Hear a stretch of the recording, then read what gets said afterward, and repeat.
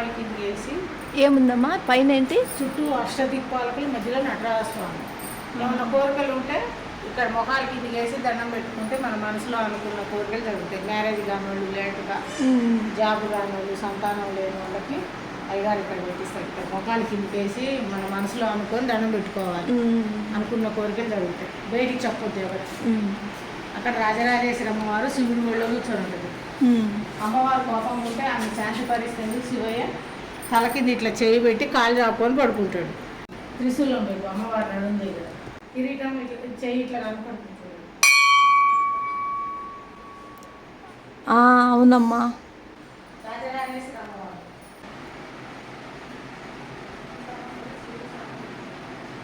ఇవి చేత్తో చెక్కిన శిల్పాలు అన్నమాట. అయితే క్షీరసాగర్ మదన, ఒకవైపు దేవతలు, ఒకవైపు రాక్షసులు అమృతం జిలికిస్తారు సర్పంతో. వీళ్ళు చుట్టూ అష్టదిక్పాలకులు, వీళ్ళు శివపార్వతులు. ఇక్కడ మోహిని అవతారంతో ఇటు రాక్షసులు, ఇటు దేవతలు అమృతం తాగుతారు. క్షీరసాగర్ మదన. ఇది రామాయణం. అమ్మా భుక్షాన్ దేహం రావణాసుడు సీతాదేవిని తీసుకెళ్ళి పుష్పక విమానం రామవారు బంగారు లేడమడి పడతారు. ఈ వానర్లంతా సముద్రంలో రాళ్ళేసి బిజ్జి కడతారు. ఇక్కడ సీతమ్మని తీసుకెళ్తుంటే జటాయి వదిలిపడతాడు. ఈ జటాయి నరికేస్తాడు రావణాసుడు కత్తి పెట్టి.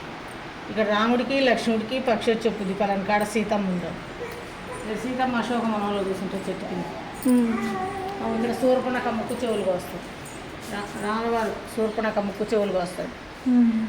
రావణాసుడు కైలాస పర్వతం లేబడతాడు. అమ్మవారిని ముట్టుకోకుండా భూమి లేబడతాడు. కైలాస పర్వతం.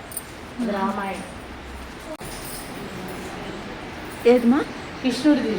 వసుదేవుడు గాడిద కాళ్ళు పట్టుకుంటాడు. అంటే మేనమామ గండాన పుట్టిన వాళ్ళు పుట్టట చంపుతుంటే ఈ కృష్ణుని చెరసాలలో నుంచి సముద్రం దాటేయబోతుంటే గాడిద అరుస్తుంది. అరవద్దమ్మా అని వసుదేవుడు రెండు కాళ్ళు పట్టుకుంటాడు.